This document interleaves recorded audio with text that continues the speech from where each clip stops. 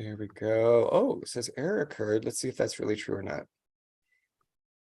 It looks like it's doing its thing. It says we're live. Okay, yep, says we're live. Awesome. Well, hello, everybody. I am Kat Udera, psychic empath and psychic wrangler. Before we see who I have wrangled into today, let me welcome you to Third Eye Salon, where in each and every show we take a fresh look between the veils of reality. And today we are taking a look between the veils of Rosetta Janssen's reclaiming of her mind from cancer, and how she nourished her heart, body, and mind to kick cancer out of her life 3 times and live the life she's always wanted to live. So let's say hello to my bestie, psychic and conscious business coach, Linda Coulter-Burge. How are you? I'm very well, thank you. And a lot of that is due to Rosetta and knowing her and the help she's given me. So I'm so excited to bring her to everyone here. I am your live chat host. And as always, my policy is play nice or get out. We just don't have time for meanness here. And that's part of what I love about being around Rosetta is she's always that anchor for just absolutely love and acceptance. So please like, share, subscribe. You're going to get so much out of this podcast today. Make sure that you pay attention and send it to people that you know that could use this information, because she's just a wealth of knowledge. And speaking of wealth of knowledge, if you are interested in working directly with Angela, Kat, or myself, the links are below. And Rosetta's will be in there as well. Thank you also for all of the donations and the likes and the shares that you have given us. And if you really enjoy our shows, we do encourage you to consider donating through one of the donation options that's below. And also make sure, if you can't, just share us. That's a wonderful way to help us grow. And when we grow, we can help change the world one person at a time. We love to have you join our Facebook group if you're new to our group here. And with that, Rosetta, I'm so excited to share you with the world. Thank you. Thank you, Rosetta. And we're also going to say hello to the radiant, glowing Miss Angela Anderson. She is I don't have my little script up, but she is a crafter of motorcycles. She can build them herself. She channels oneness, and she is a shaman now living in Florida. You can tell by her radiant summery glow in the middle of December. How are you, Angela?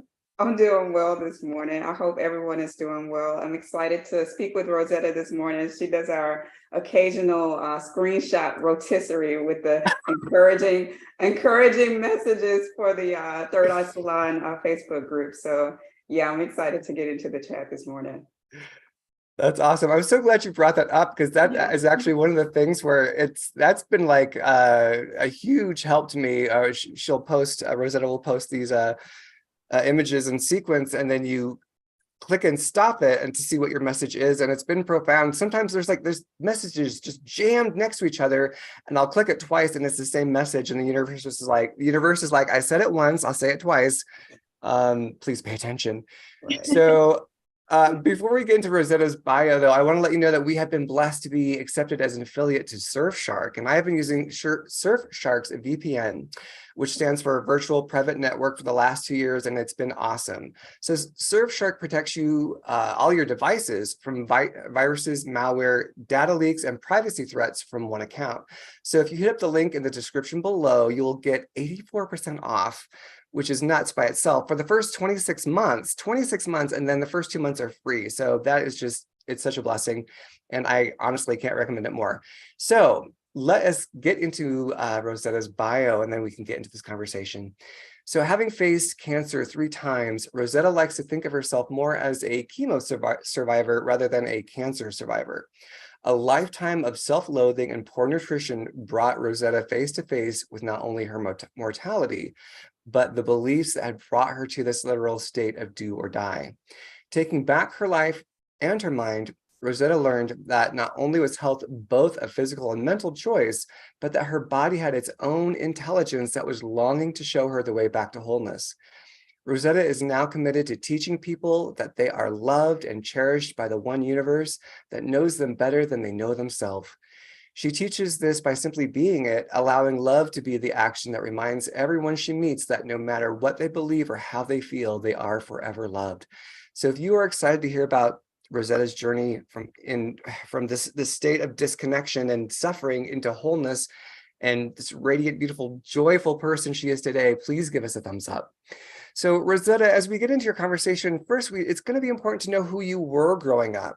And, you know, how were you treated? How was your mind programmed? Because you had to really dig into that and do some deep diving and deep cleaning. And I'm just wondering what it was like for you growing up as a kid. Well, I grew up fat. So that was the first thing that I was really taken.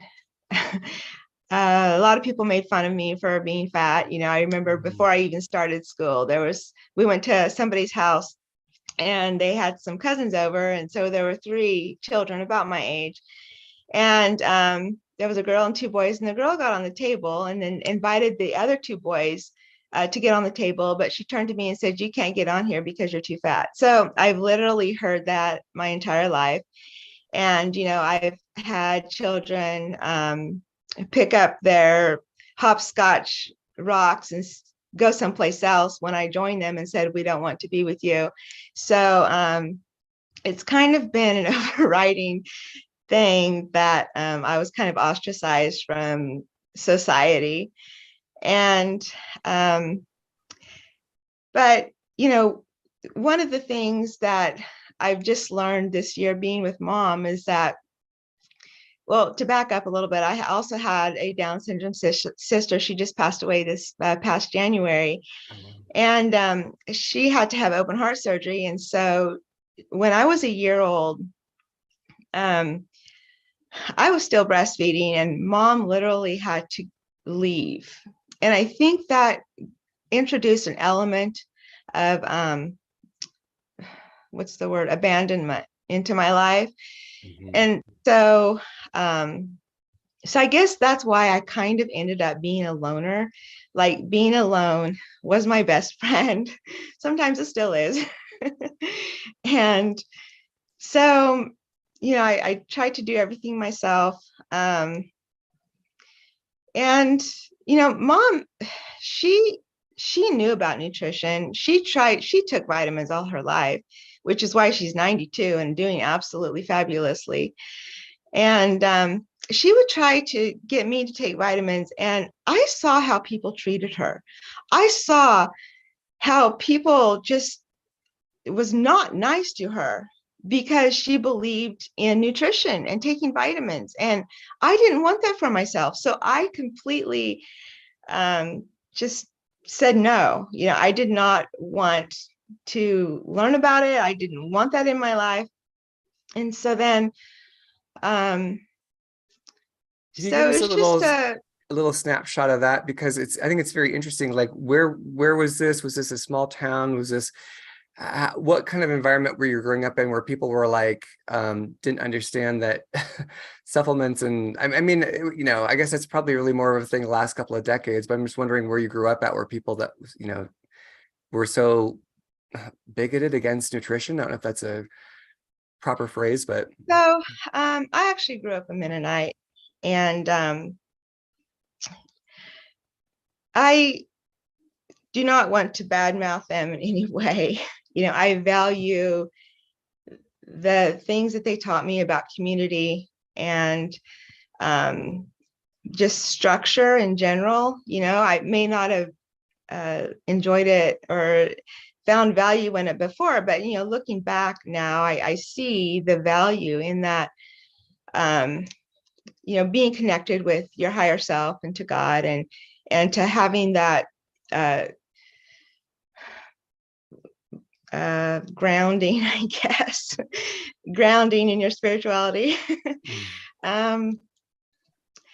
And so that was kind of, they disregarded all things nutrition and health. And, you know, you had a mental issue, just pray. That was their answer for everything. And people wouldn't talk to me. They would just quote Bible verses to me. And so, I did Whoa. not find that helpful at all.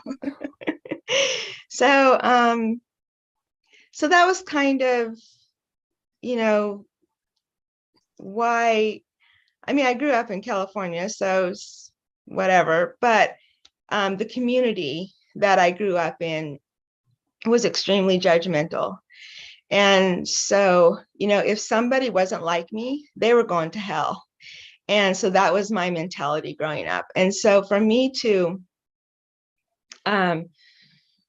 step out of that and, go from complete judgment of, you're just not it, to, recognizing that everyone is unconditional love. And we have that ability within us all, but we just need to let go of all the other stuff that isn't serving us for us to really tap into what we truly are. I think that's profound. I grew up in a Christian situation as well, like a more conservative Christian situation, not as extreme as yours, but there definitely was that thing of like, either you're doing it like us or it's wrong. And it gets to be very, very narrow-minded and myopic. So what were some of the, I guess, or Linda, did you want to hop in? Did you have a question? I was, I don't want to take away from what you just said because that's so profound. I was just going to bring up, it's also the time period that we grew up in, because we're about that same time period. And I remember my mother taking vitamins all the time and forcing them on us and us not understanding why. And, and everybody gave her crap about it. Like, it was the time period. So she also had the forethought to do vitamins before it was cool. Yeah. Yeah, I think you got judged as being a hippie, and hippies were bad. Like, if you were aware of like health and nutrition, maybe your mom wasn't, but I think there was a lot of things in the 70s where it was like people who were waking up were just considered to be flakes and freaks. Vitamins were pretty new. Vitamins were pretty new. So you were on the cutting edge of. And one thing too, that kind of filtered through is that the feeling was that if you were taking vitamins and believing in nutrition, it was taking you away from God. So that was whatever. No, that's profound. It's like there's only one way. It looks exactly like this, and anything that doesn't look exactly like this is a deviation, and it's a sin, essentially. Hop in, Angela. Nope, that's exactly what I was going to say. Exactly it. Yeah. Yeah. So I'm wondering then if you can kind of take us through the journey of little Rosetta, who I just have so much heart for, and how she, how did she fare then after graduation? When did she start to maybe branch out and see that where there were some other ways of thinking?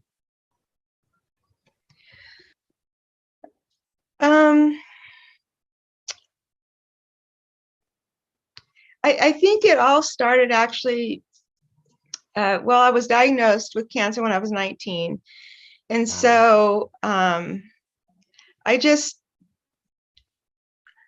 didn't really think about it. I just went through chemotherapy and radiation. Mom actually wanted to find natural ways of healing cancer at that point in time. And the family absolutely annihilated that thought and said, absolutely not. And, I was just laying in the hospital bed, just not hardly conscious. But so I just kind of acquiesced to whatever they wanted to do with me, I guess. I didn't really have a thought process of good or bad or, what I wanted to do or what should be done. I was just whatever they wanted to do. And I remember mom loves flowers, and there's a certain point when you pick a rose from the rosebud, whether it will actually open if you pick it or not. And she had a rosebud. It was the only one she had in her garden, she wanted to bring me a flower. And so she brought it to me knowing that it would not open. Under normal circumstances, she was picking it too soon and it would not open. And she had just prayed that if I was going to be okay, it would open. And so sure enough, it did bloom into a beautiful rose. And so, I didn't really think about it. And then, I went through chemotherapy and radiation, and horrible experience. Just was sick all the time, and throwing up after my chemotherapy treatments. This is probably too much information, but No, I would share it. literally throw up. I mean, I heaved so badly that I would end up heaving out green stuff. And which is why my digestive system is completely shot today. But and then I had like 6 months of radiation. So 6 months of chemotherapy, 6 months of radiation, and then so I was clear for 9 months, and then it came back. And at that point in time, the doctor says, well, you're young, you're a perfect candidate for a bone marrow transplant, because that's the cure, And so it's like, okay, whatever. And so then I did the bone marrow transplant thing, and then so then I was clear for about 9 years. Well, how was the bone marrow transplant? What does that entail? Because that doesn't sound good. That doesn't sound fun. What is that like? So I had what they call an autologous bone marrow transplant. So they harvested my own bone marrow. Like they put these big old long needles into your hip bones or whatever, and draw out the bone marrow, clean it, and freeze it. And then I had 3 sessions, like every other day, of like these massive chemotherapy drugs that basically killed every cell in my body. And it literally felt like I was like not even there physically, because my body just was didn't even feel alive. And then they would take these bags of bone marrow that they had extracted, and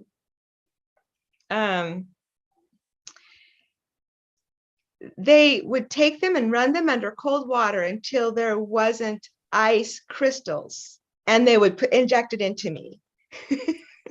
And inject it into your blood, or back into your bone, or where would they inject it into?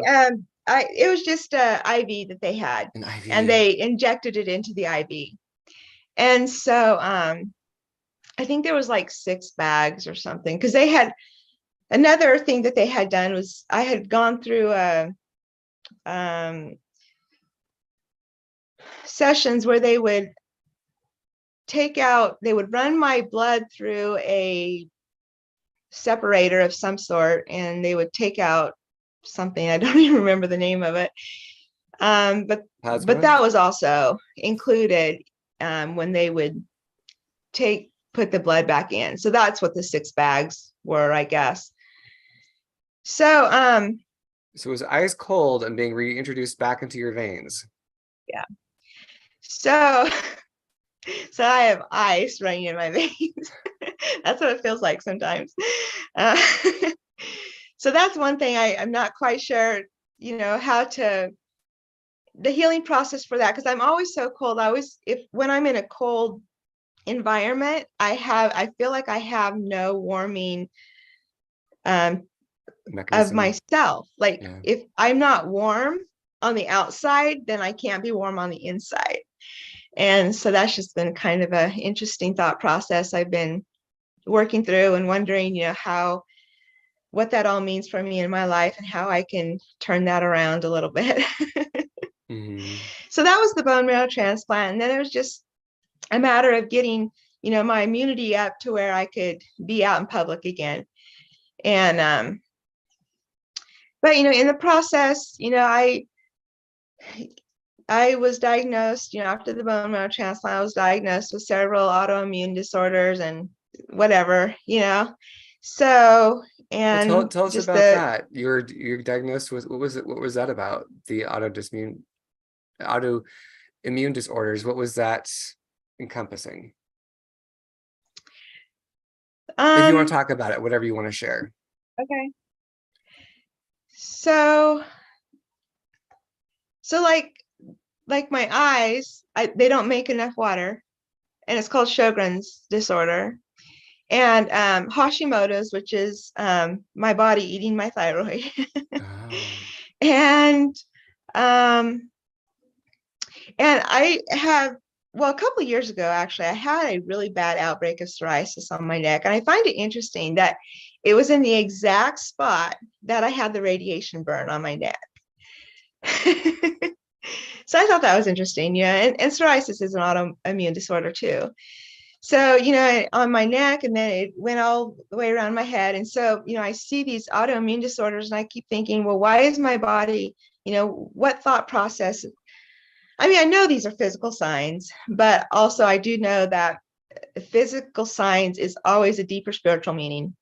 And so, the question in my mind is always, what is going through my mind? What unconscious thoughts am I holding in my heart that are creating these outward signs in my body? So, that's always the question to myself, whenever I see different things going on in my body. So. Okay. Have you gotten those answers, or are you getting those answers now? Just curious. I feel a little stuck in that area. Yeah. Like, I don't really understand why. I think like the thyroid is the throat chakra. Yeah. And I have had a hard time speaking my truth throughout my life, obviously. And I felt like I couldn't talk, like I was always shut up. And what I said didn't matter. It wasn't valued. It didn't have any value. And so I just zipped my lip and I didn't talk. And, so going through school, I wouldn't talk at all. People would say, if I said anything, they were like, oh, she said something.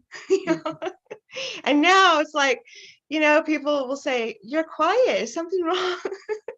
So I am learning to talk and to, say how I feel, and to just try to understand myself and to get out there. And so, as I've been learning to talk and to try to live my truth, be true to myself, and do the things that I love that bring me absolute unbounded joy, then it seems like my thyroid issue is not as pronounced. I don't take any medicine for it. And so, yeah, I am getting answers, but there are still some answers that are kind of eluding me. I really want to reflect back how much you have opened up in being able to do that from when I first met you. I mean, I remember it was literally physically hard for you to talk to people. It wouldn't come out. And now you're on a show talking about your experience. That just makes me glow with joy, that to see how much you have just opened to yourself and reconnected with your own personal power.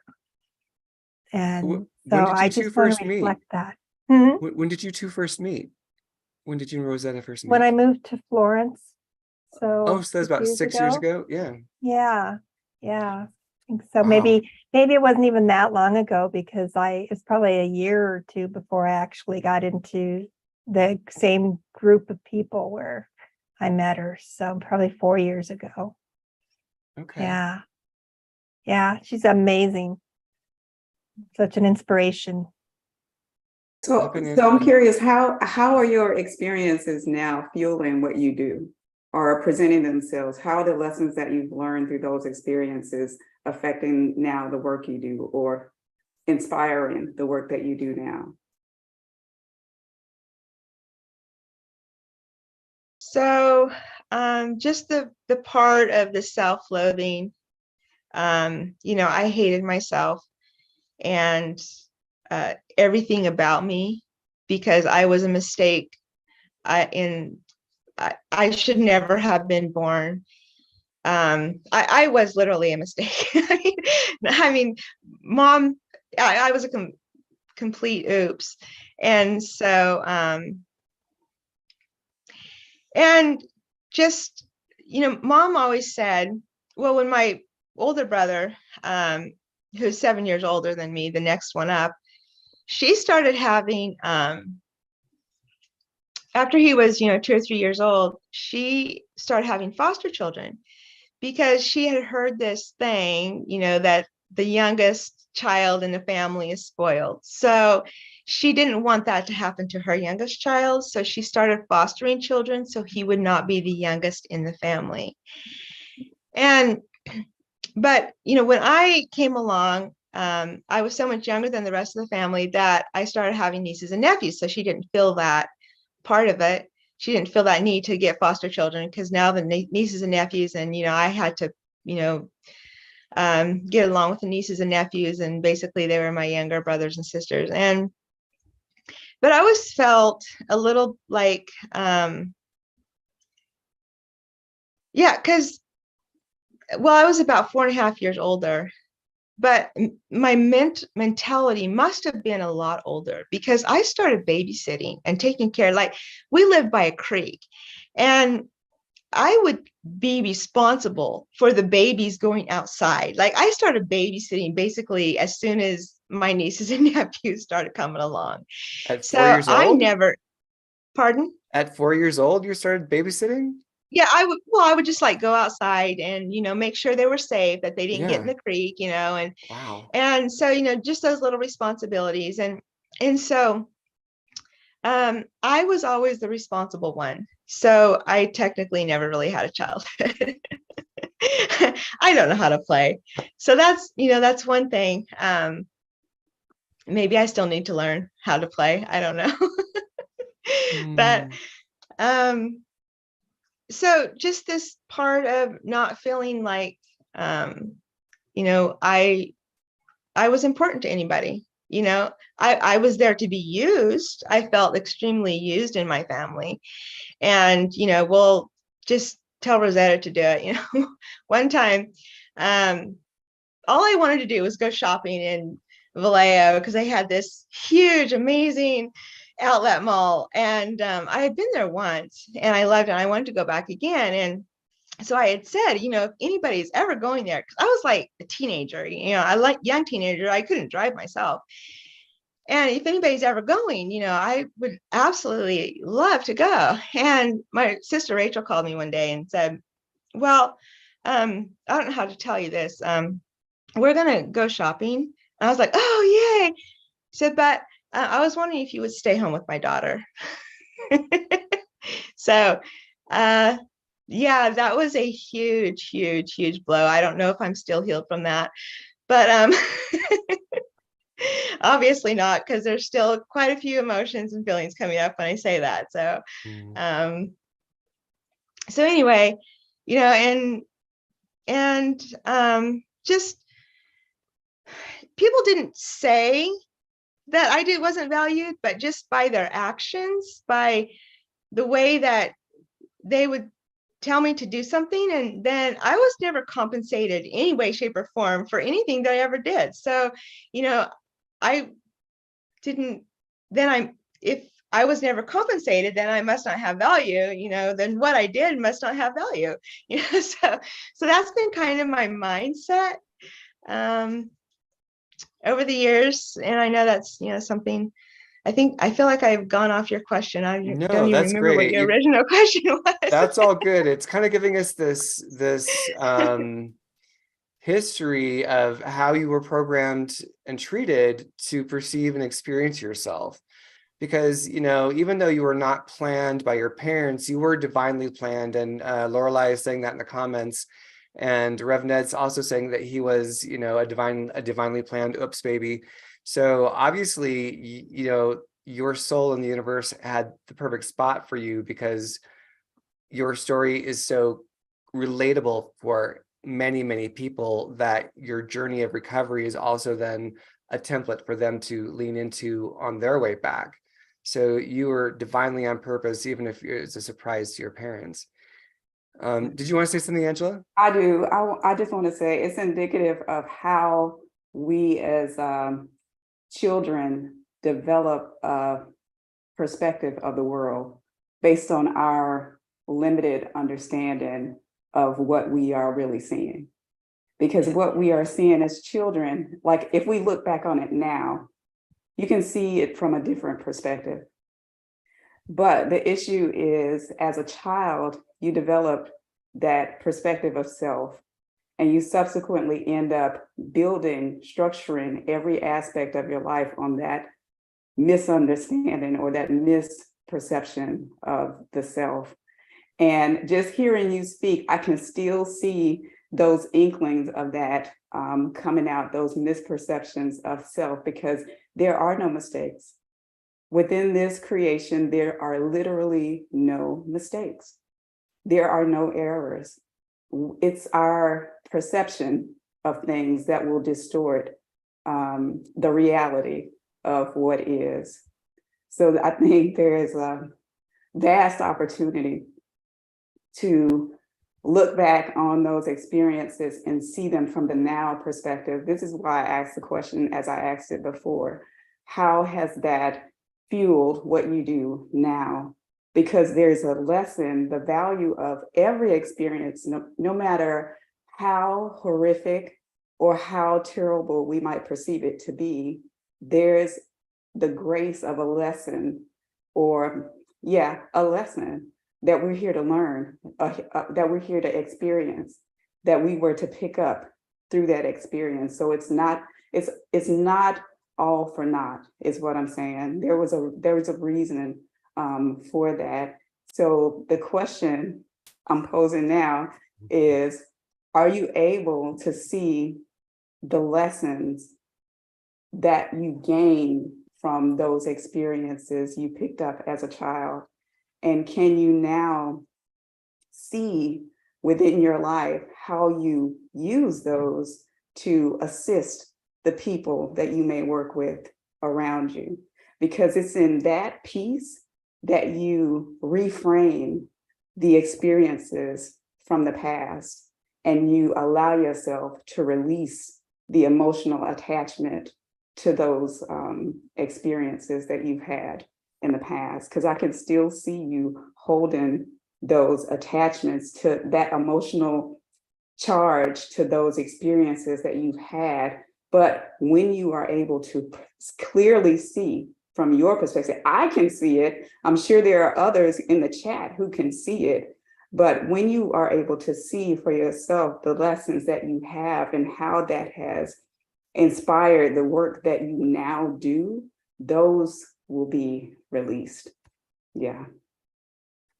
We were, I was just going to say, we are also talking about cellular memory and how a lot of what I think you experience is our cells literally do hold those emotions, and being able to release that from the physical realm also is part of that process.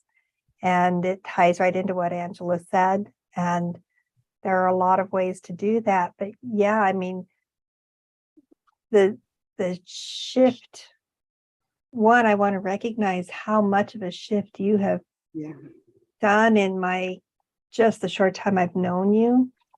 And I can imagine how far that journey has been so far. And I want to recognize that. And that I still feel the pain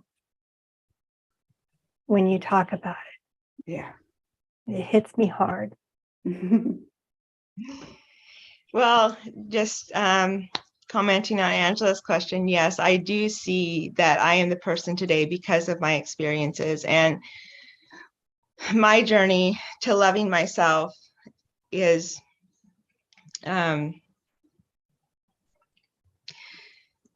it has helped me to see that when other people aren't loving themselves, I can definitely see that.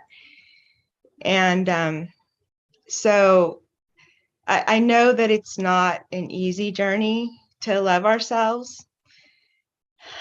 One of the books I read, I don't know, a number of years ago, I don't know, was really profound, actually. I don't remember the name. It was a children's book.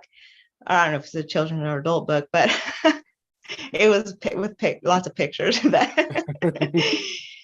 it was about this person who had a hurt. And so he got a brick and named it, and so then that was part of his wall. And then someone else hurt him a little bit, and then he got another brick and named it. And then pretty soon he had this fortress built around him. And then, he wanted to lock himself in this fortress so that he wouldn't be hurt anymore. And then one day he realized that he couldn't communicate with anybody. There was nobody in his life. And he didn't really like that, but he didn't really know what to do about it. And then one day, there was just this one tiny little window in his fortress that he could see out through. And it was really high. So, like no normal person could just walk by and look in, But one day, someone threw a flower through that window.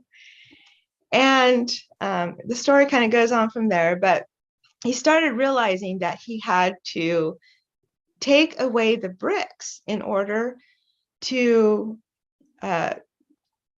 be able to interact with people. And I don't remember the whole story, but anyway, that deeply affected me.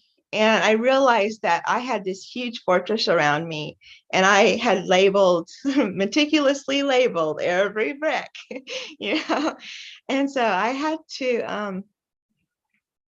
to start releasing those bricks and, taking down my fortress. And yeah, it's been really, really scary to show up as myself and to take away those bricks and to allow myself to love and be loved. And yeah. Yeah, I think it's kind of funny because we as human beings, like the name human beings, but rarely do we allow ourselves to be, right?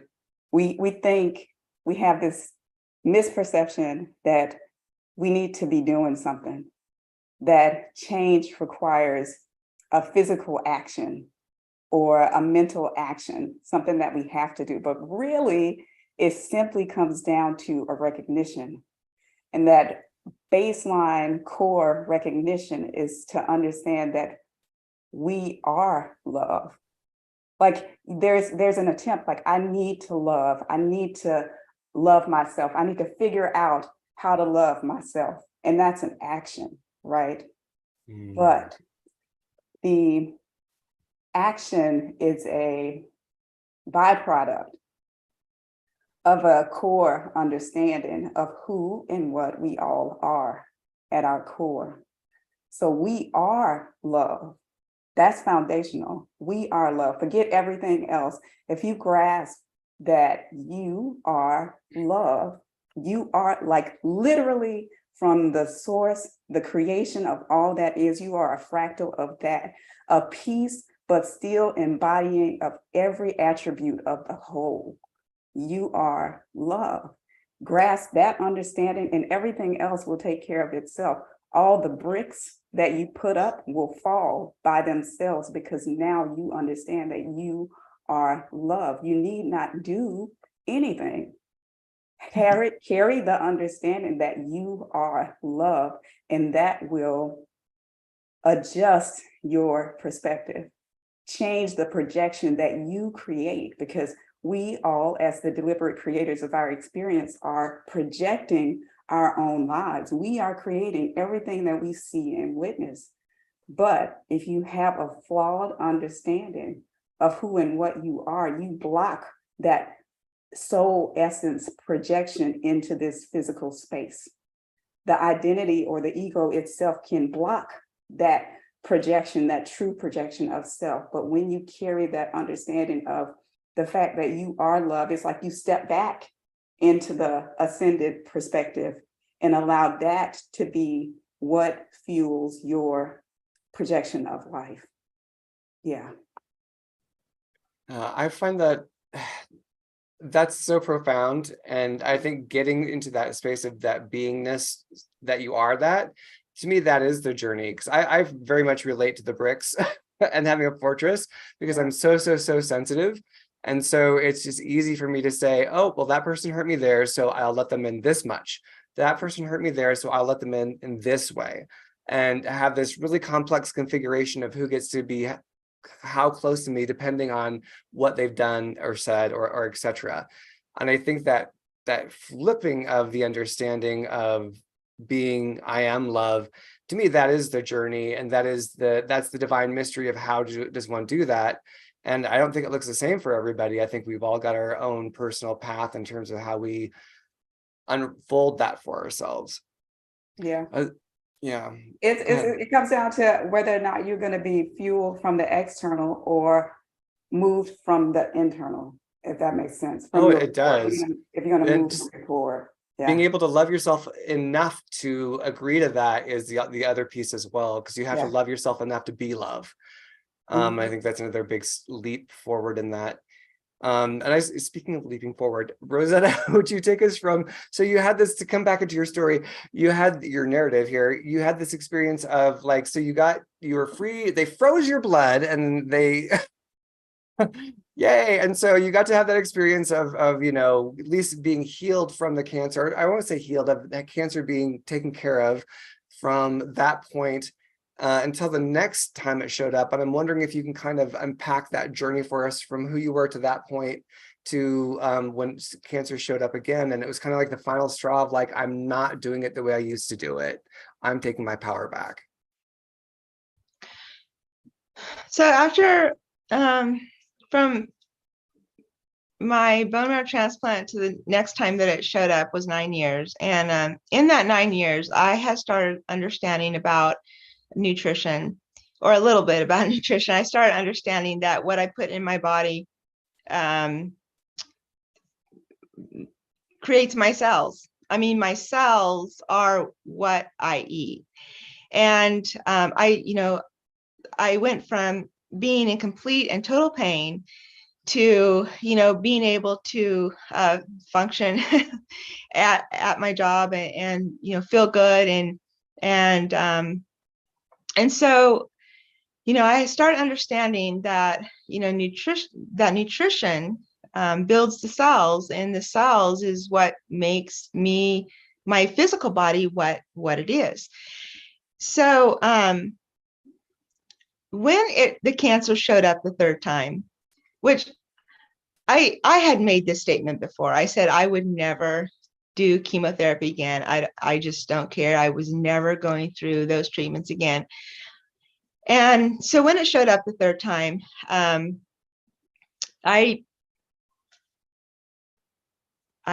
wasn't doing it, and I didn't know where. I wasn't for sure where to go from there, but I just knew I wasn't doing that. So, one day I just prayed and said, God, if you want me to stay alive, you're going to have to show me how, because the tumor was on the outside lining of my heart. And so it was growing. It seemed like it was growing fast. I don't know if it was or not, but,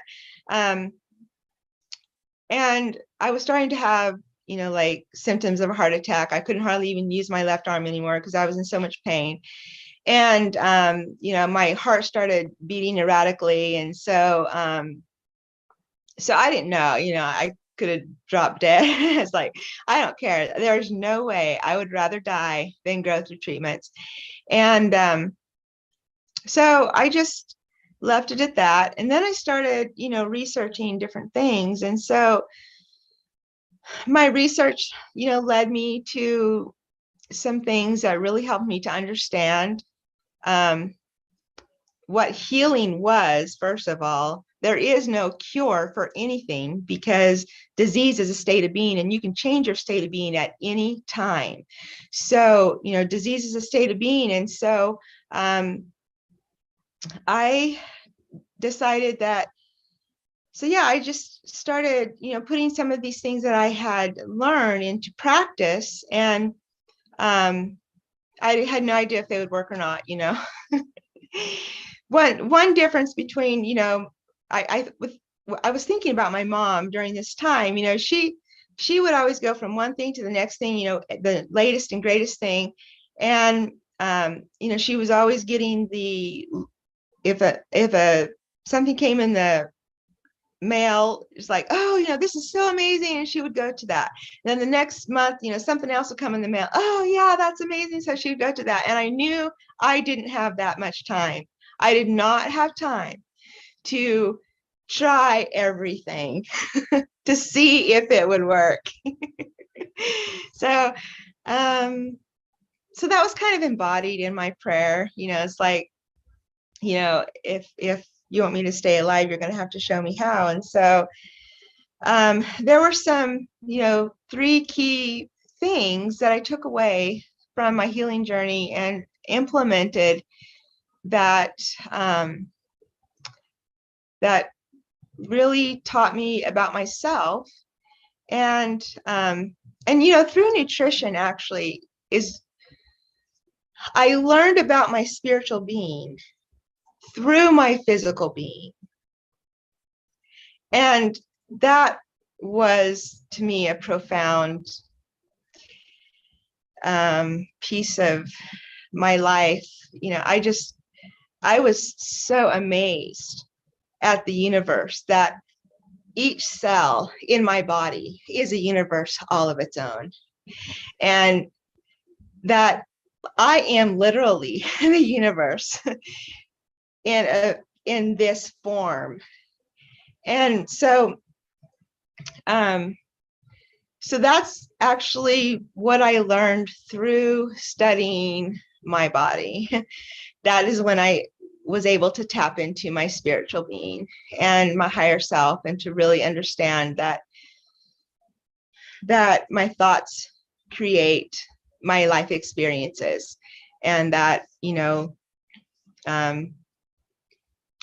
that I can choose. I can start here and go anywhere, but I have to make that choice, and I have to take action on that choice.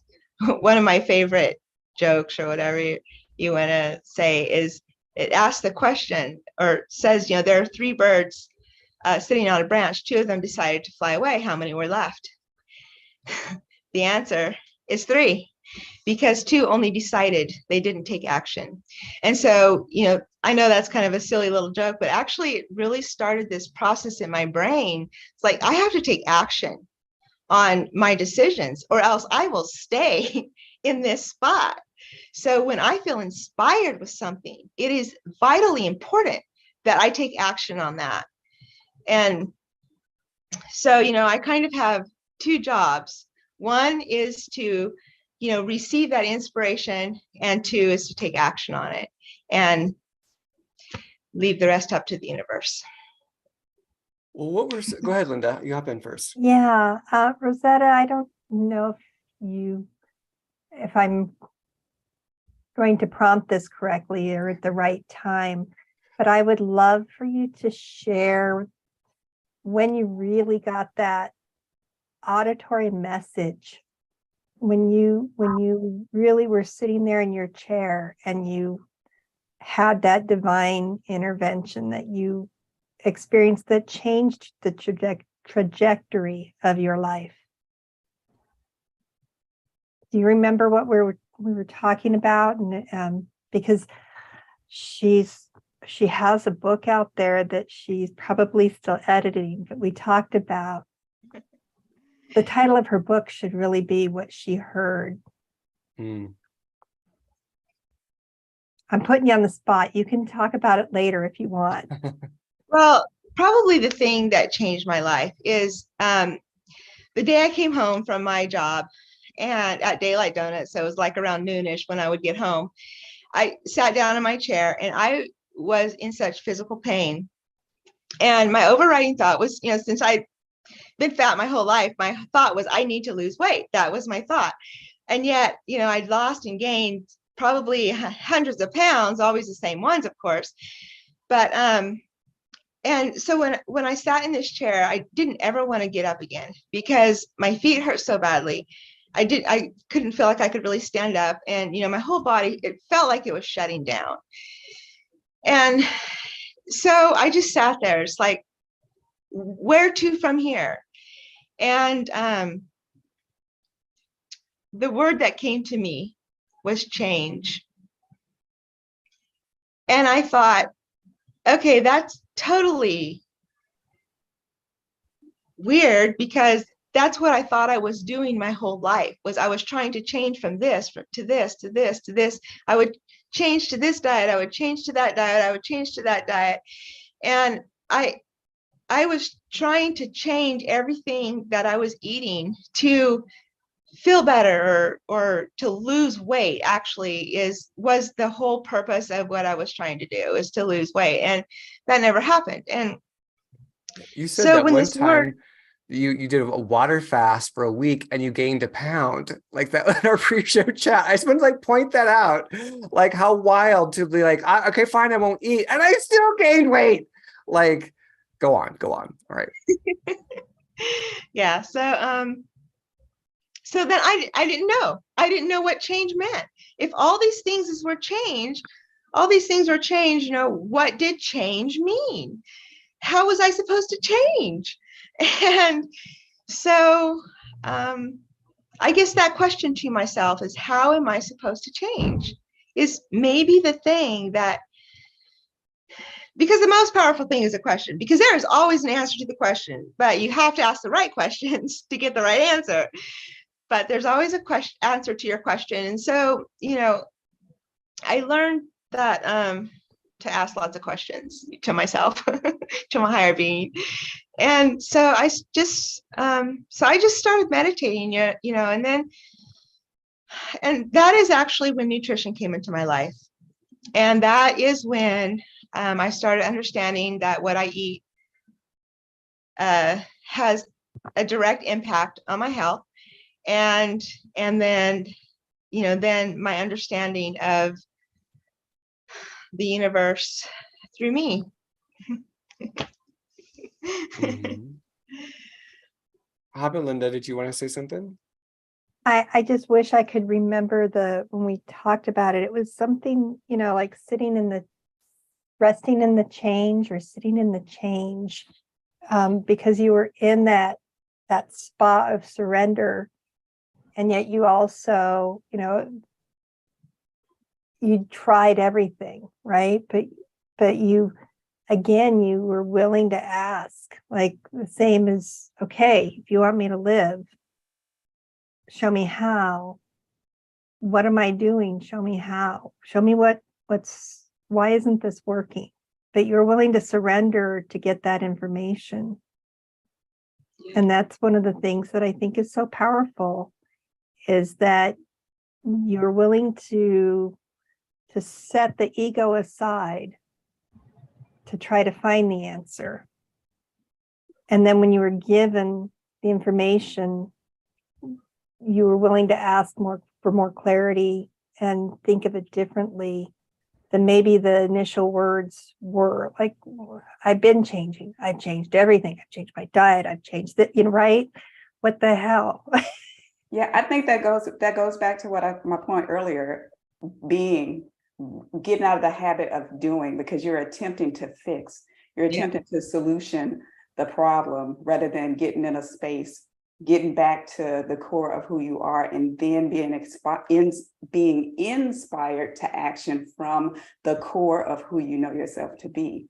That was the turnaround point. that was it. Yeah. Yeah, speak to that, Miss Rosetta, in terms of your meditation. It seems like meditation was a spot where you got back to finally meet yourself maybe for the first time. Yeah. What was your experience? Well, I didn't understand meditation. I mean, when I first heard the word meditation, I thought it was these people getting into pretzel shapes and, saying, or om, that's what I thought meditation was. And I wasn't doing that. So, so I really had to understand what meditation was. I started understanding that meditation can be me standing out on the lawn, feeling the wind in my hair and just feeling it.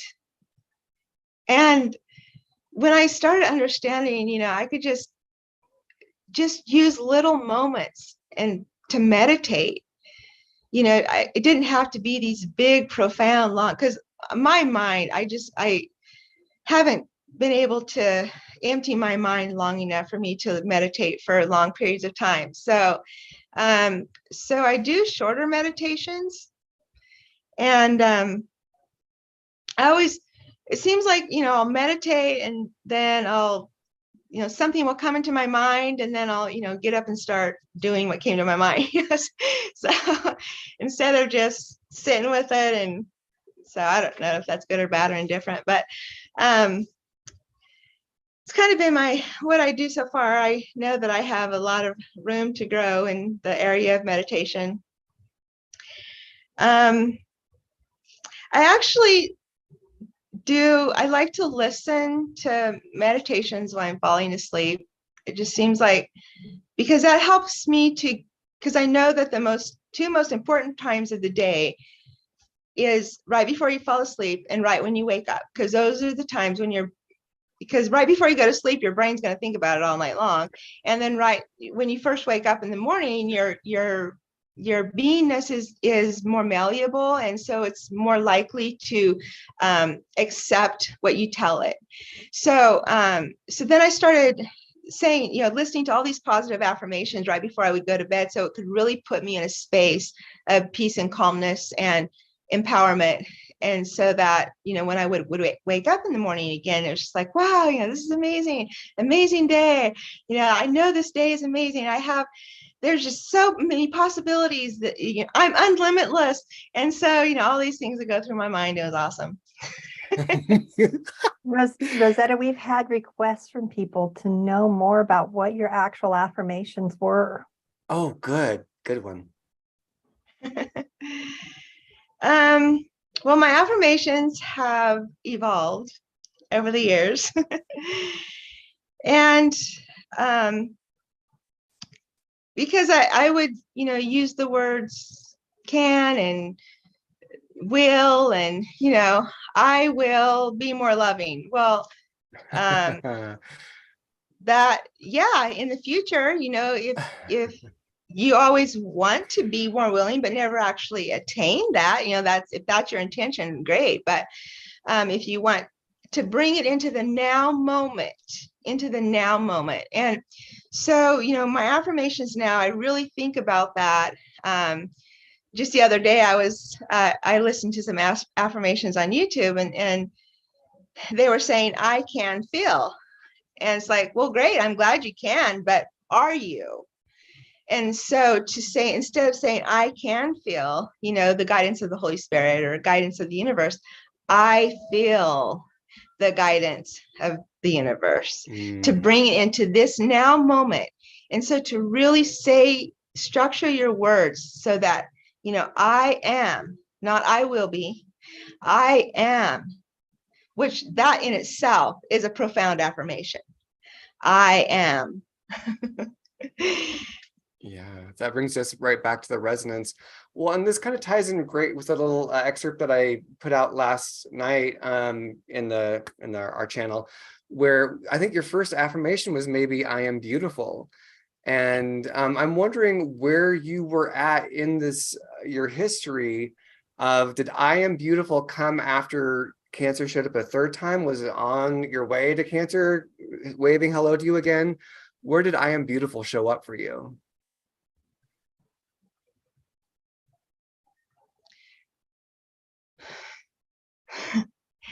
I had just moved to Oregon for the first time. July 15, 2010, I call my birth date. That was the day that it wasn't my intention to leave the Mennonites. I was just feeling pulled to go to Oregon. Like that pull that if you don't do it, you will regret it for the rest of your life type of pull. And I had no idea. You know, everybody, I mean, I got pulled into the preacher's office. He says, if you move, you're going to hell. So, and every single person that I knew, I left every single person that I knew that I was familiar with, every thought process, everything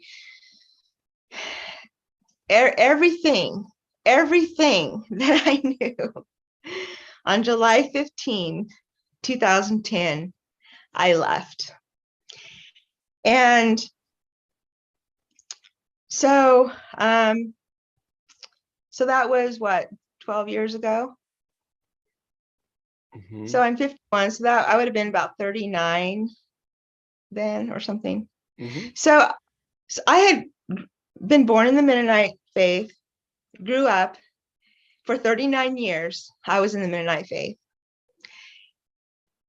And, you know, I had all these, this, like I talked about before, all this judgment and religious abuse and felt like the Bible was, I was being beat over the head with the Bible, basically.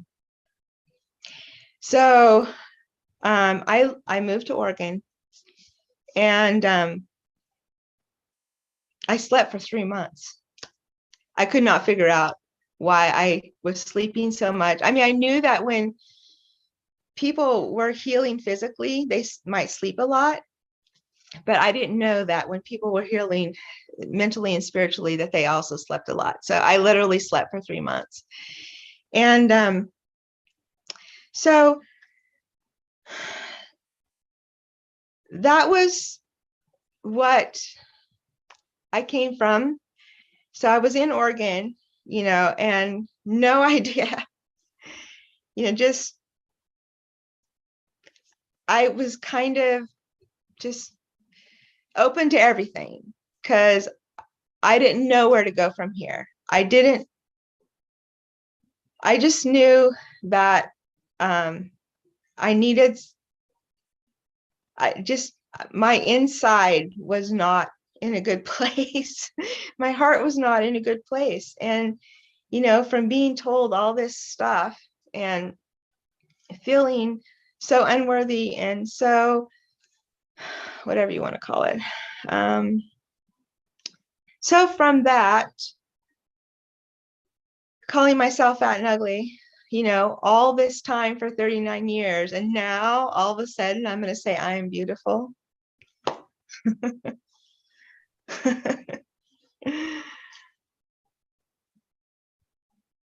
Yeah, bring us into that. I mean, because what that had to start the other, I know, like, you know, in the little video from last night, you explained how there was just this whole body visceral response of like, oh my God, I need to hide. I'm going into a panic. It's like a panic attack, basically. You went into this form of a panic attack in terms of learning how to stand in that new vibration. And I'm wondering how that evolved for you, from I Am Beautiful into where, and when did the last time cancer show up from 39 years old? Was that before 39 or after? Or was that like while you're in Oregon or while you were still hanging out with the Mennonites? Yeah, that was when I was still a Mennonite. Aha. Okay. So then it was like, so that would make sense then, that was sort of the closing of old Rosetta, and new Rosetta was born in this space where she could say things to herself, I am beautiful, because the Mennonites, you know, and not just the Mennonites, but a lot of religious people, it's like, oh, you're being vain. That's you putting your pride before God, and like all this like judge, just to say the words, I am beautiful, which is what God thinks about you. I am beautiful. The universe thinks, is this in you? I am beautiful. Yeah, you know, and that's why I felt like I could never say that, I guess, because I was being prideful, you know, it was a shame to acknowledge that I might have any gifts. You know, I don't exactly know what my gifts were, but I thought maybe it had something to do with, you know, understanding nutrition and being able to put that together with, you know, the body and spirituality and so I actually told this to one of the ministers and he said, that's not your gift. God would never give you that gift. So it's like, okay,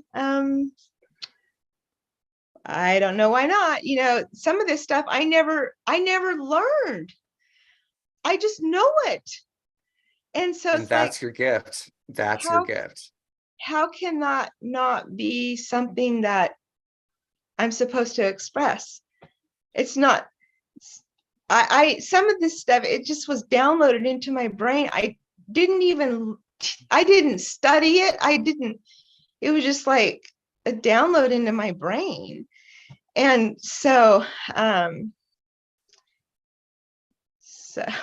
anyway, Oh, that's exactly it. That's exactly it. Well, and there's the other thing is that like with the nutrition, one of the things I loved in our, you know, pre-show chat was you didn't have an idea about nutrition because that had really been mentally beat out of you by your community. Like you're not supposed to know about nutrition. And so you're just eating all this processed foods. And one of the things you learned was that like, oh, my body can't actually function. My body can't get the nutrients it needs if I'm eating processed foods. So maybe talk a little bit about that, where this realization that, oh my God, my cells are starving for green. And now that I'm getting green, my cells finally have a chance to heal and do something new. Maybe you can crack that egg for us.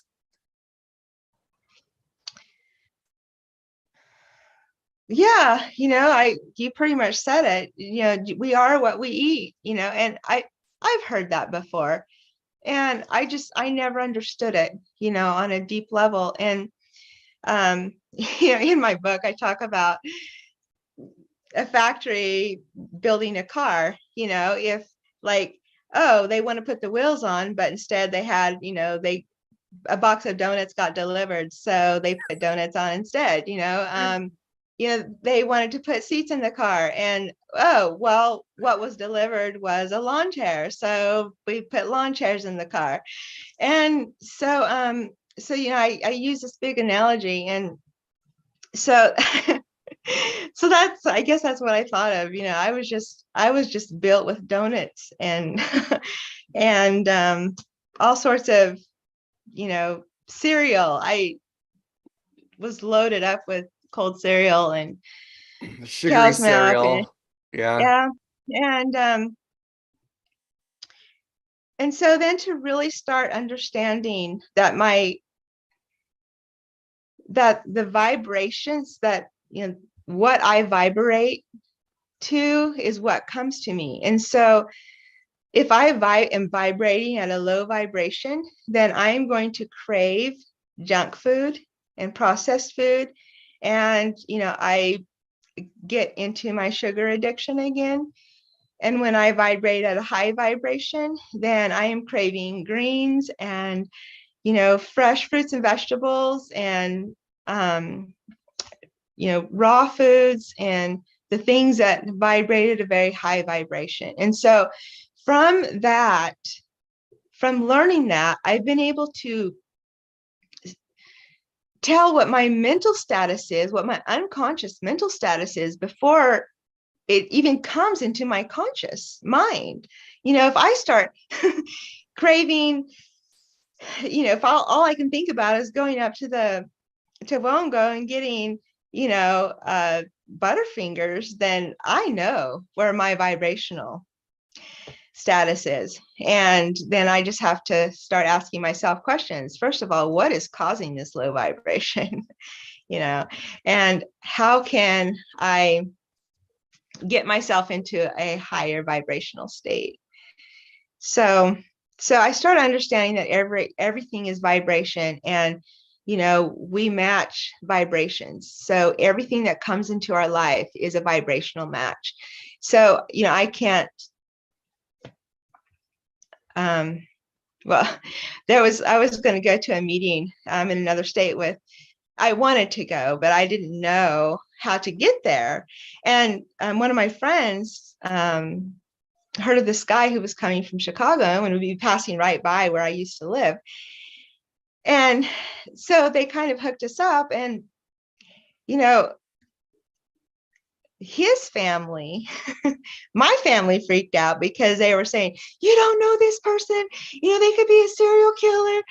And, I knew that vibrational matches occurred. So if I was a serial killer, then possibly the other person might be, but I knew that I wasn't. And I had to trust my inner being.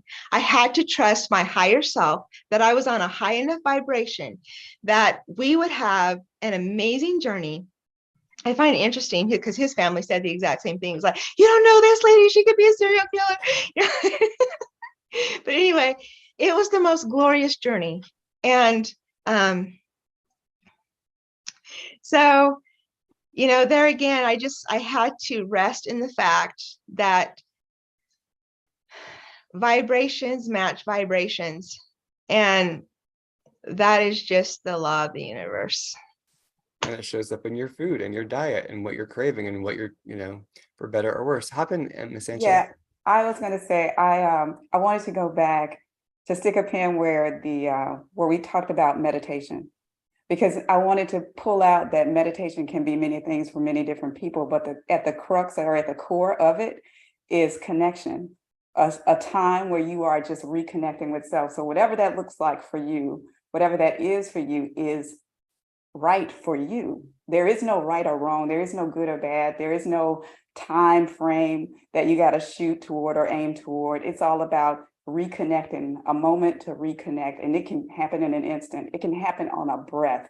An intentional breath to bring yourself inward is where you reconnect with self. But in doing that and making it a habit or a practice, you get familiar with the true you. You get familiar with that true essence of self. And in that space, you allow you to speak to you. You get in a space where you can hear from yourself. And hearing you speak, I've had a similar health journey, right? From not knowing to knowing. But the way I got there was through meditation. What happened is I started to hear from me, and I started to learn that the body will let me know what it needs and when. So it's like you get the craving for greens, or you get the craving for more vegetables, because it's your body letting you know what it needs. We have a tendency to think that we have to dictate what the body gets based on the information that we are inundated with from the outside. We take that and use it as this criteria or this standard that we have to hold this body to, when the body is marvelously made. It is built to heal itself. It is built to maintain a state of balance if we can get out of the way and learn to hear it and understand what it is requesting in order to maintain that state of balance. And in a state of balance, there is health. So it's always craving that, but we sometimes get caught up in receiving the information from the outside and dictating what it gets versus receiving the inspiration from the inside. So it's telling of how learning to listen to the self can change your perspective. And in this case, it's related to diet, right? Yeah. I wanted to hop in too, because, when I talk with people, it's the logical part, the emotions, and the intuitive side. And what I loved about my time with Rosetta was that she brought all those things together for me in balance. And like for me, I need that logical part as well. And she did so much research on why your body craved something, why you know, and in the nutritional, you're lacking X nutrients, or your body needs X amount of vitamin C to support it in its healing process.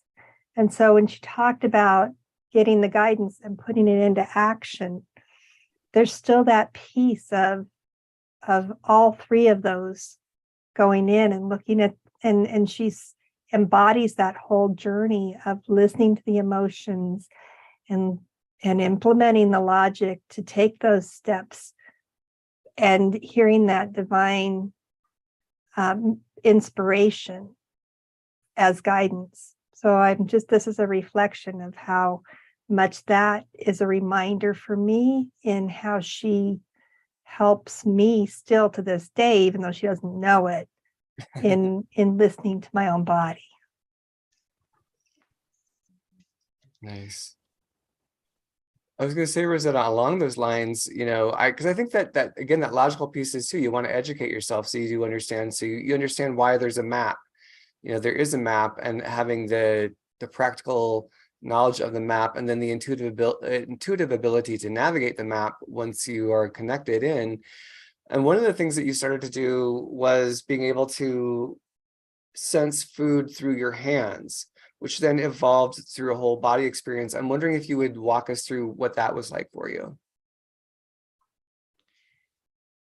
Well, I've always felt energy through my hands. I just thought that was normal for everybody, which technically it probably is, but I would feel the pulsing in my hands. And like when I would lay down in bed at night, I would lay on my side and put my hand on my hip, and, you know, my hands would just be pulsing.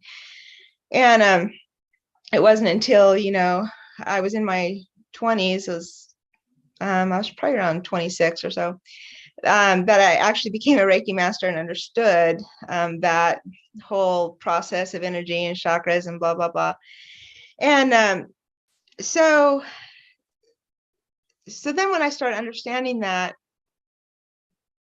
then I would go to I didn't really understand it yet, but I would go to the store, and I would, like, my body just seemed to crave something. Like, I would look at something, the pineapple's like, oh, wow, that looks so good. And it's just like, I just want it. And then, you know, I would feel the energy start pulsing, you know, and then I started putting those two together. It's like, oh, so when my body is actually wanting something, it's a vibrational match for my body. And so then, you know, I would start going to the grocery store and putting my hand over the groceries, you know, or the food, and I would feel my hands pulse. And I realized it wasn't the same all the time. It's like, oh, my body craves spinach, so I'm going to eat spinach for the rest of my life. You know, no, I'm going to eat spinach for this meal because my body is craving spinach for this meal, you know, and you know, and then the next meal, it might be pineapple, or the next meal might be whatever. But that was one thing I had to realize too, is that just because my body is craving it now doesn't mean it's for the rest of my life. It has to fulfill a need in me at this moment, because this is the only moment we have. We can only have this moment, so we have to fulfill this moment. And so whatever it is in this moment. And so you know, I would just think about, yeah, just, and then when I would, then I stopped. I know people looked at me weird, you know, when I was putting my hand over over the food, you know. So then I would start understanding that actually I could feel like a moving forward or a moving backwards just in the energy of me, you know.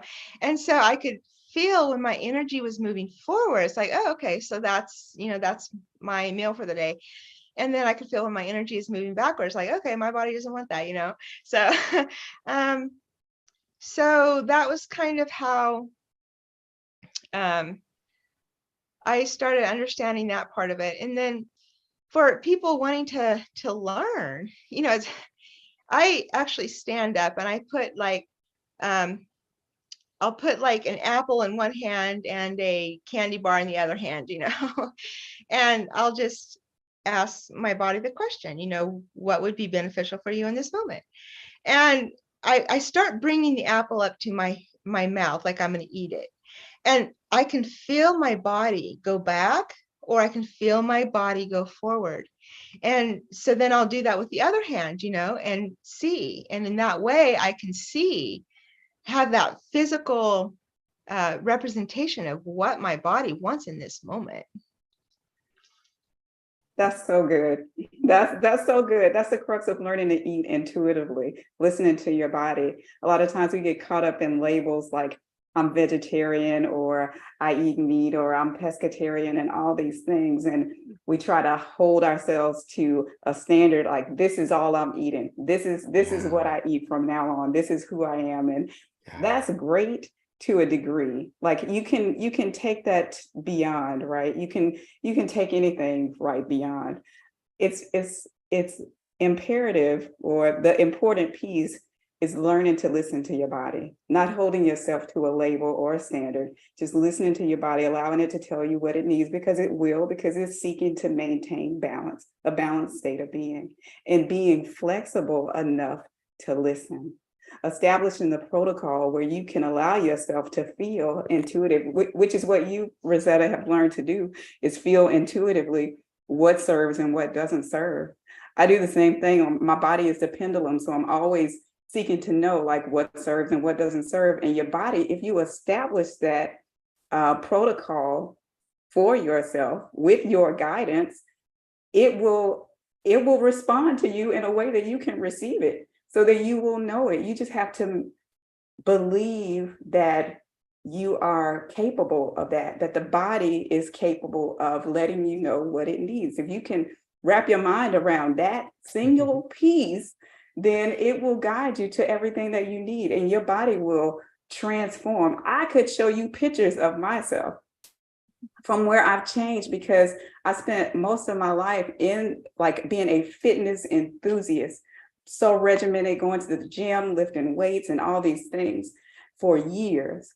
And in the past 2 years, like when COVID came, the lockdown came and all that stuff, I lost more weight in like 6 months than I had in the previous 10 years, because I surrendered to just connection with nature, connection with myself, and allowing my guidance to lead. And that's transformational on every level, not just the spiritual level, on every level. Yeah. That's beautiful. Yeah, Angela like embodies the pendulum. So if you ever see her in a not just when she's speaking, but her body during the show is moving and doing all this, depending, but when she's listening and tuning in, her body will respond, and you'll see her do these movements. First time I saw Angela do that, when I first was doing a pre-show chat with Angela, I was like, oh, are you talking to somebody? And she's like, no, this is my body. Is there somebody trying to talk to you? Is there someone trying to get your attention? It's like, no, this is my body doing what it does as I'm listening to my guidance. Yeah. So she like embodies that so well. We have a question from one Nancy Legit, and she asks, so practically, if we can't go to the store all the time, how do we stock our fridge and pantry? So as opposed to like walking in for every meal and saying, okay, what's my body saying today? How do you comprehensively stock your pantry from that? So it's about intention. So if you tune in and say, you know, my intention is to stock my fridge for a week, you know, what would be the best things for me to keep on hand? And so, and your body is going to respond to that question. And so, so that's just kind of. So you can do the whole thing. I know that's great. I think that's great. You can just be very practical and expand it, as opposed to right now, this moment, this week, this month, you know. That's very, very practical. I want to flip. Oh, go ahead. Go ahead. Yeah, I was just going to say, sometimes it takes a little bit of adjustment in how you go about your shopping or your need to stock, because my focus in that regard is that was one of the things that I ran into, right? As far as eating healthy, because it's almost impossible to stock up for an extended period of time if you are operating in that fashion. So what I got in the habit of doing is maybe getting some for a couple of days and then going back to the store. I go to the store often because I don't stock a lot of non-perishables. Like I'm eating fresh or frozen. It's either fresh or frozen, right? So I'm getting a couple of things. So you may have to go to the store a bit more frequently in order to eat in this way. It's just a shift versus like keeping extended amount of stuff in the house. Yeah. Yeah, and that's actually I used to have like a fridge packed full of stuff and I hardly ate any of it. And now when the fridge gets too full, I like get this anxiety attack because there's too much stuff in the fridge, and I need to clean it out and I live with my mom, so that's me living me 100%. I probably do things a little bit differently now that I'm living with mom, and we don't live right close to the store, so I do need to think about things in a little bit different way now than when I just lived in Florence and it was so amazing and I just could almost walk to the store. But so yeah, and then funny story, actually, when I used to live with somebody, we would every once in a while we felt like we needed to go to the food pantry and get food. So we got this whole big food thing, and we would stuff our cupboards with a lot of things we didn't even eat because they didn't ask us, if we were gluten-free or if we ate meat or, they just gave us a bunch of stuff, and and so then we had all this, our cupboards full of food that we hardly ever ate, and our fridge was packed. We could hardly put anything in it. And then, our lives changed a little bit, and we were able to be a little bit more conscious about what we are grocery shopping and stuff. And our fridge was probably half full. And he made the comment that, it's nice now that, our fridge can be full of food. And I'm like, no, our fridge is half of what it used to be. It's just that now we can eat all the food that's in our fridge. Yeah.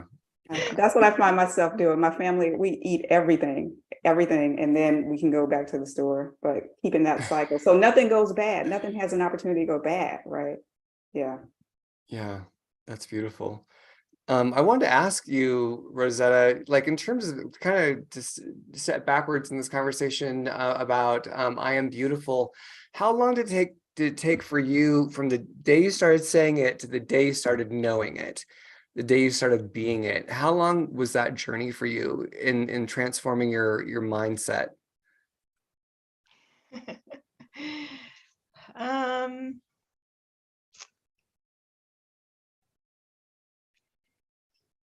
Probably 10 years. Mm-hmm. It hasn't been, that long ago that I was really, truly able to embody it. I mean, it's been a lot of words, and, I believe that words are important. So I try to pick my words carefully, Mm-hmm. not always with 100% success, but, so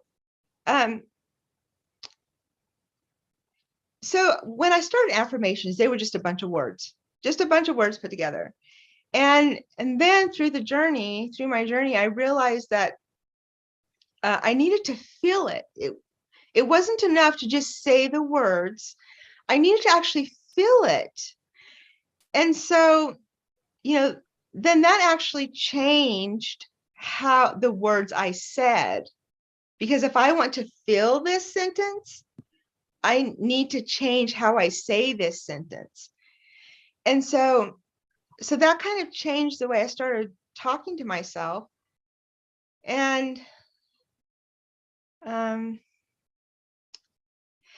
so yeah, so to be able to truly feel it, you know, to feel, I couldn't feel beautiful until I knew the universe loved me. And that took a little time for me to really know Wow. that. I couldn't feel beautiful until I knew the universe loved me. Wow. Until I felt loved. Yeah. Yeah. Hop in, Linda. Yeah, I really struggled with affirmations for a long time because the logical part of me, if I said, you know, the traditional affirmations, I'm rich, I'm beautiful, I'm in my perfect weight, and my logical side would say, F you, you are not. Look at yourself, look at your finance, you are not. So you're lying to me. And so every time I was doing those affirmations, there was a part of me that was saying, you're lying to me. So I was right there where I couldn't believe what I was telling myself, even though that was what I was always told you're supposed to do. And until I could say an affirmation I could believe, like money is flowing towards me consistently, and or change it in a way that I could believe it so that it was coming into the now all the time. That's how I was able to overcome that you're lying to me phase, where eventually I could get to that point of, you know, I'm rich in so many ways beyond and including money. And I can understand that now. Yeah, I would say you can couple the words with an opportunity to envision it. So allow yourself to see it, feel it, allow yourself to dream it. Like say the words, and then before you move on to the next thought, allow yourself to sit in the space where you can feel into what that would look like for you, or what that looks like for you, what that can look like for you in the now moment. Allow yourself to feel and connect with the emotion of it, because it's the emotion that can catalyze your willingness to adopt it and believe it and pull it into the present. Yeah. 100%, Angela. It was not until I knew it. Yeah. There was such a point where I knew that was happening, that was just it was like it was almost a given. Like I could feel it to such an extent, it was a given. Right. That those things started shifting. Just another little affirmation tip. People are into it. There's a book called The Artist's Way, which was a huge foundational book for me back in the day. And Julia Cameron, the author, she works a lot with affirmations, and she would have you do these affirmations and then catch the blurts. And the blurts are like, as you're writing 10 times down, I'm financially free and I live my dream, whatever thought would come in and be like, that's not true. And like that would come in, then you would catch that thought, and that would become the foundation for a new affirmation. So you're kind of unpacking all of the negatively charged beliefs and thoughts as they popped up. You'd grab it and be like, okay, great, that's the new nugget. I'm now going to take that and change the language, and would bring up another nugget, okay, another blurt, and take that on and master it, re-own it, claim it back into your frequency. So it's a way of kind of unpacking your subconscious mind to get into that, that resonant part of you that is connected. So going to go back to diet here for a second, because Nancy Legit asks, how many times a day does Rosetta eat? More traditional schedule or grazing? Like, what is your dietary pattern, I guess? I guess I'm more of a grazer. It's kind of changed throughout. I do better if I eat, like if I stop eating like at 4 o'clock in the evening, and I'll have my protein smoothie, when I wake up, because that gives me energy and feels amazing, and then I'll stop eating. But just going back to the reason I do that is actually, from my radiation, I had radiation on my chest. And so now what I'm dealing with is a bunch of scar tissue in my esophagus, which has basically almost shut my esophagus off.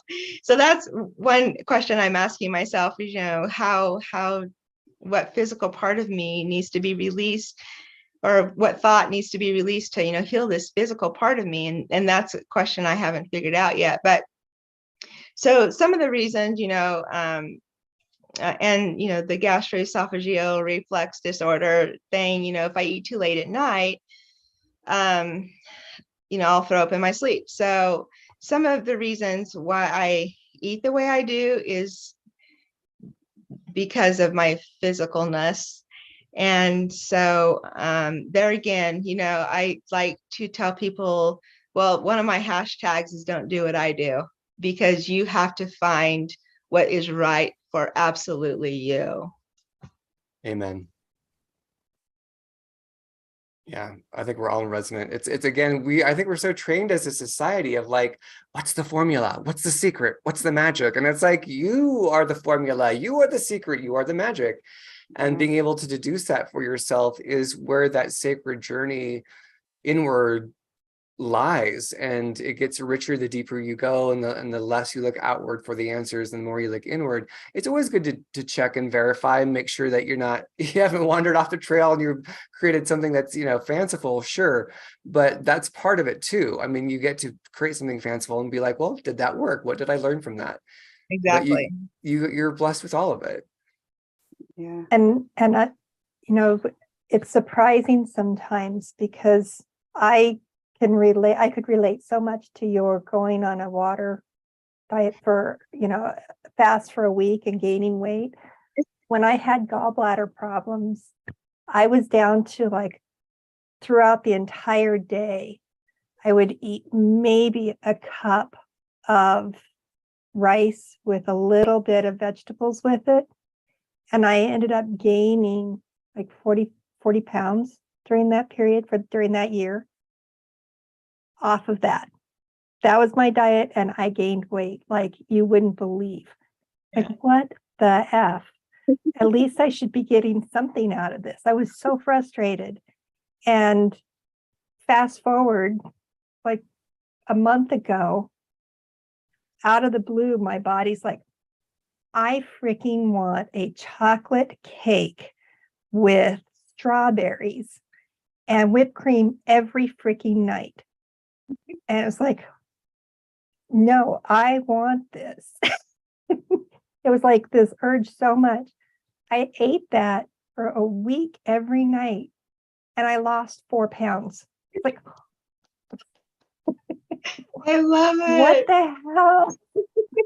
I think I was in just such bliss of like allowing myself that, like I was just in, it's like, if you're going to do this, enjoy every freaking bite of it. And then so that you can get it out of your system. And I lost weight. One of the biggest drops in weight that I had.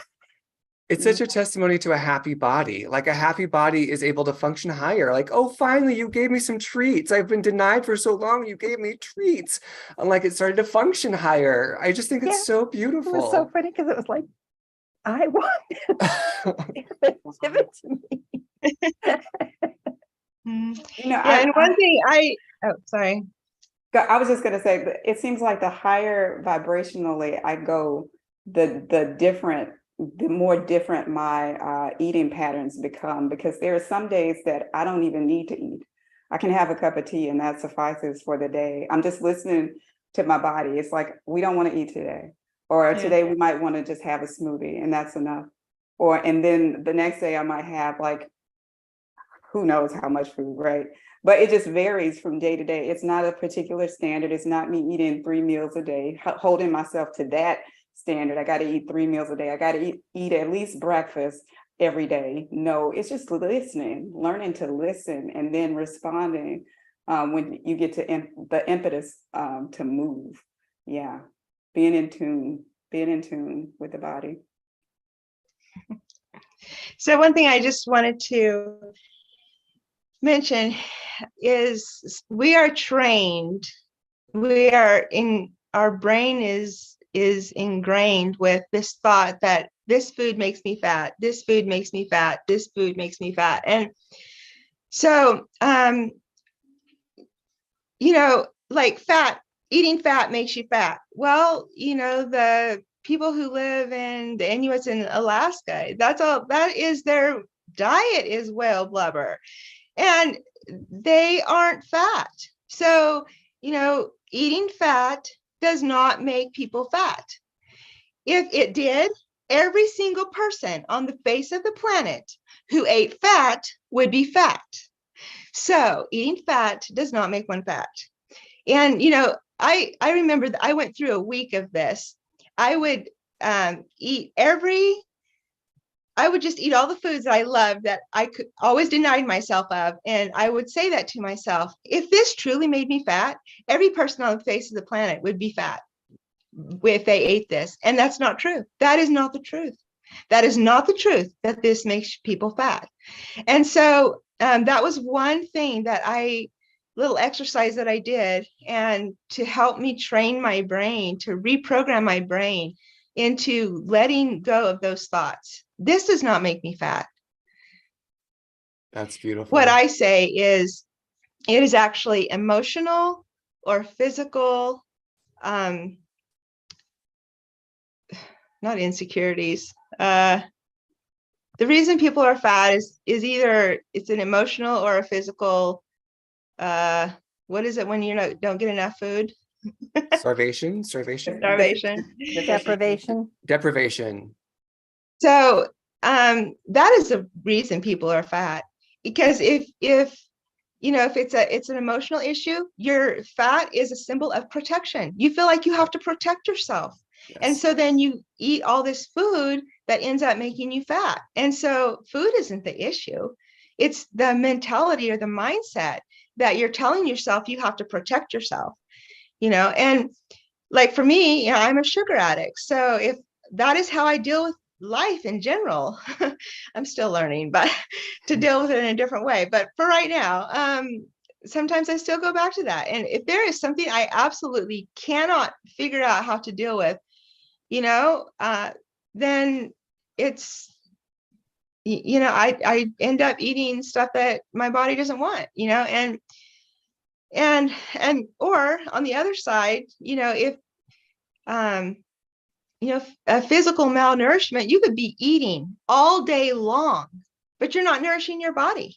So it's and so you end up being fat because of all the stuff that you're eating, because you are not nourishing your body. So really, obesity is about a physical or emotional malnourishment. Yeah. And One I of the think things that comes down go to ahead. belief.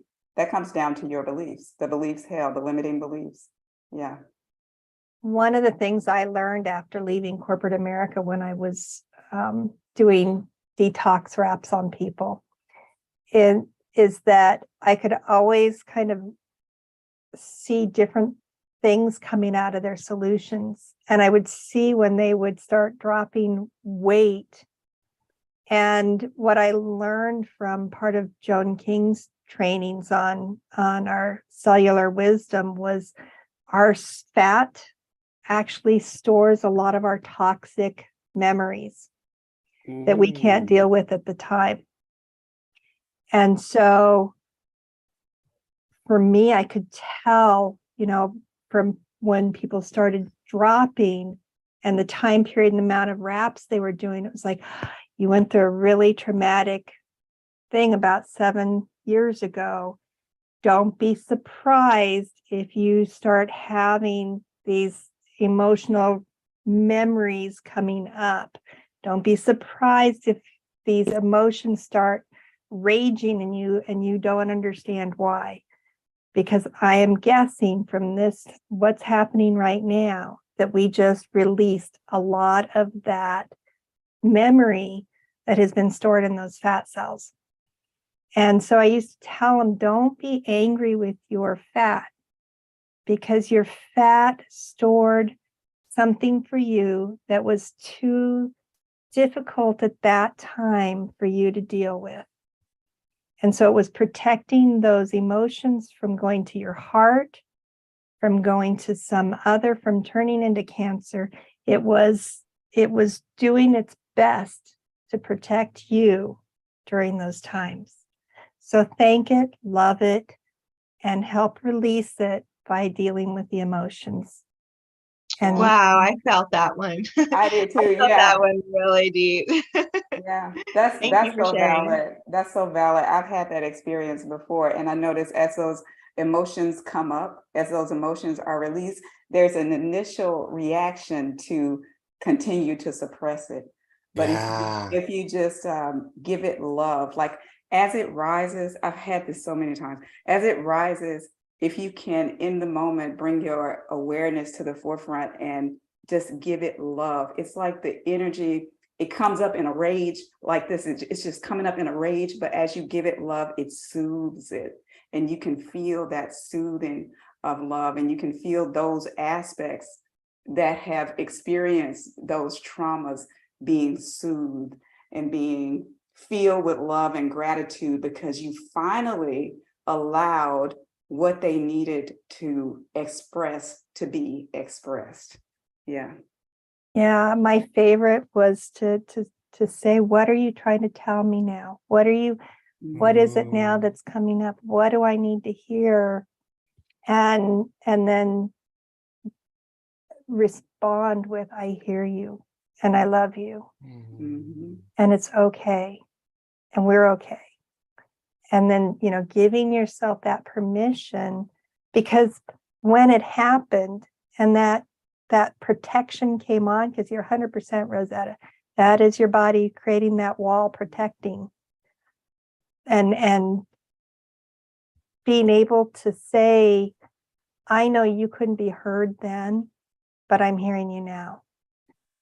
And I love you. Yeah. And it's okay to be released. You don't have to protect me anymore. This is such Yeah. an important, powerful conversation. Go ahead.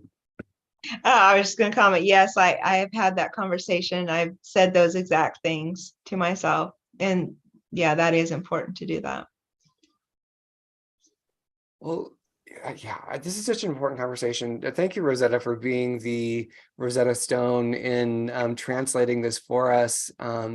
What nutrition, Rosetta Stone that also is a synergy stone at the same time, because you're bringing it all together and translating it so it's accessible and understandable for people. So bless you and bless your journey for doing this. I want to hear about your jewelry now, because you make these beautiful affirmation jewelries, and I know that you have a special offer that you wanted to tell people about.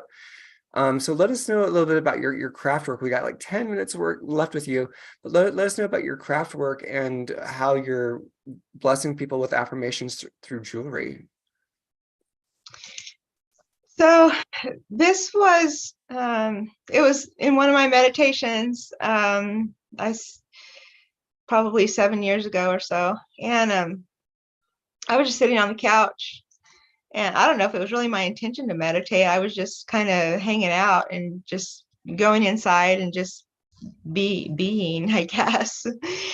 And all of a sudden I had this vision of a chain with 7 beads and a cross at the end. And so I went out to our local craft store and got the stuff to make it. And I have loved them. I have loved using them.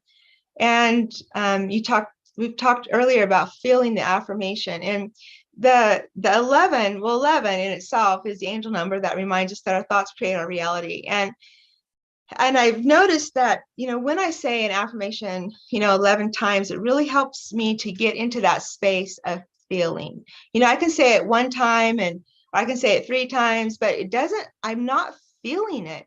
But by the time I've said it 11 times, that really just cements it into my feeling self, into my higher self, into the universe. And I just leave, the affirmation session just feeling different and blessed. And so I have 2 different designs. this one is actually a bracelet, because I don't always have a pocket. So, you know, if I don't always have a pocket, then it's just like, well, how do I carry my affirmation chains around with me? So then that's when I decided to make a bracelet design. So I have bracelet designs and I have pocket designs. So, and they're all just, I realize not everybody does crosses. So I do, you know, use different things at the end of it, but some of them are crosses, some of them are other things. And so, yeah, it's just a way. And for me to, because I wanted to say my affirmation 11 times, but it's hard for me to count and be present in my heart at the same time. Yeah, that makes total So sense. that is one reason why I love my affirmation chains. And, you know, if you like working with a specific stone, that also carries its own form of energy. You know, if you're wanting to affirm a better communication into your life, you know, you can have, you know, kyanite stone or a blue lace agate stone. You can work with that. And so you're kind of doing double duty, you know. So, and then, yeah, just different. This is a shell design, and this one, it has the spiral on it. And so it's just, I love this spiral. It's just like the sign of life, the spiral of life. And it just reminds me that we're all connected. We are all connected, and it's just so beautiful. Lovely. So I did put your links down below, and was there, what are anything else you want to say about that in terms of people getting in touch with you to order one, or how that works? So right now, unfortunately, I don't have any fancy apps or anything, but yeah, you can just Linktree. Got you on Linktree. Oh yeah, you can just contact me on Facebook or whatever app you want to, or whatever social media you want to contact me on, and then yeah, tell me which one you want, and I will get it sent to you. Okay, beautiful. Well, any other final questions from Angela or Linda, or thoughts, reflections? We're doing good. All right. Well, with that, thank you again, Miss Rosetta. Oh, Rosetta, here's my final question. Of course, every time we ask this. So what is your final thought from your heart to ours, from your big, beautiful life journey of coming into wholeness and connection? What would you like to share as your final thoughts to our community? Water is the ultimate healer.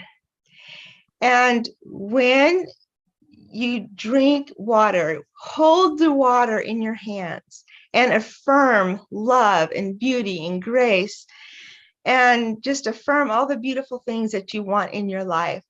And that water will hold that cellular memory of all those beautiful things in your life. And then you drink that water. And the more you do it, the more you can get that cellular memory down into your own body, and your own body can receive that and become what your ultimate being, whatever it is you want to affirm into your life. Beautiful. That's so wise. That's a great place to cap. Thank you so much. All right, I'm going to flip us into Brady Bunch view. It's been just a gorgeously healing show. Miss Linda, would you like to start our gratitudes? Yes. Rosetta, thank you so much for your beautiful words. Angela, thank you as well. And Kat, thank you for bringing one of our own members onto the show. Love that. We've done it before, and I can't wait to do it again. And thank you, salon members and live stream chatters. You guys add so much to the show, and I appreciate our interactions every single week. So thank you. Make sure that you check out the links below. Check out Rosetta's jewelry. And again, if you got anything out of this, sharing is caring. So put this out there on, you put it on your Facebook. If you got Facebook, put it out there, because especially this time of year when we're headed into the time when people get into these, oh, it's time for the New Year's resolutions, and oh, I've got to do all the right things during the holidays, or we beat ourselves up of what we eat during the holidays. Somebody out there may really need to hear this. And an easy way for them to be attracted to it is to have the opportunity to see it through your Facebook group. So share it for us, if you will. And with that, Kat, who is our guest next week? Our guest next week is us. It's going to be Angela. It's going to be Linda, myself, and Mr. Jason. We're going to do live readings for people. We did it a couple months ago, and we were going to do it again in October, but that pesky Angela just had to up and move to Florida. Talk about being compelled to go somewhere and like you just have to say yes to it. That was Angela's journey there as well. That was me, absolutely. So we're finally getting to it now, which I think is great. It's perfect timing. Just in time for the holidays, you can get a free reading just with us through the live stream, and we'll be doing that with you. So it'll be at our same Third Eye time on the same Third Eye channel. So with that, thank you again, Miss Rosetta. What an absolute blessing to connect with you today. It's been a pure gift. We ask you all to please take care of yourself and be kind to yourself. Tune into your body. It just wants to love you and guide you into your wholeness. So thank you, everyone. We'll see you next week. Bye. Bye. Bye-bye.